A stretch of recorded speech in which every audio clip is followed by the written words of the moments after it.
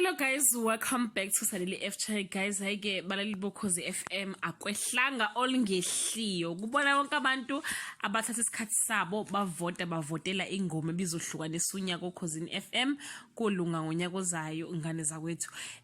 Lokhu ke kulandela ukufaka isimangalo enkantolo enkulu iSouth Gauteng by Mr Owen Ndlovu ochaze wathi lo mqondo ukuvotela kwengoma ezohlukanisa unyaka was initiated by him and unesivumelano SABC ngalokho. Inkinga iqale SABC eseqhubeka nombono wakhe kodwa yena engasakhokhelwa imali yakhe.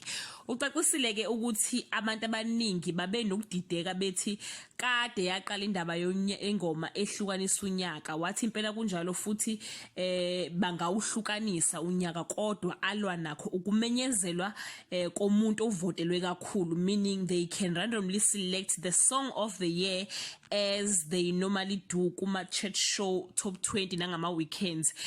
Udaba ke luzobuyela enkantolo ngoFebruary 10 kuwona lo nyaka esiwona u2020 guys. I just wish that SABC can reimburse izimali zabantu, bangabuyisela izimali zabantu abavote ngazo, ngoba abalaleli boKhozi abaxhase izivumalanweni zoKhozi no Mr Ugatshini ubuya benyatha obusungu abusumbuluka. Hayi uyindoda baba cha impela wayithulisa iSouth Africa kwathula kwathi do truly speaking. Singene kabakithi ku2020 abalaleli boKhozi baphawulile ke ku Twitter.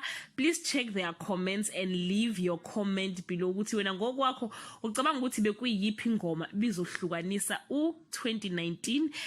Yes guys, on behalf of myself and my family guys, siphoxekile kakhulu ngesenzo soKhozi FM guys. You know ngo12 besibhoreke singazi noma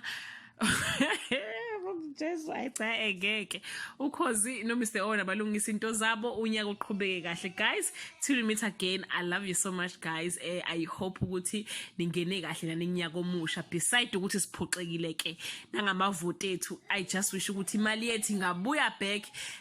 Yeah guys, I love you so much. Bye.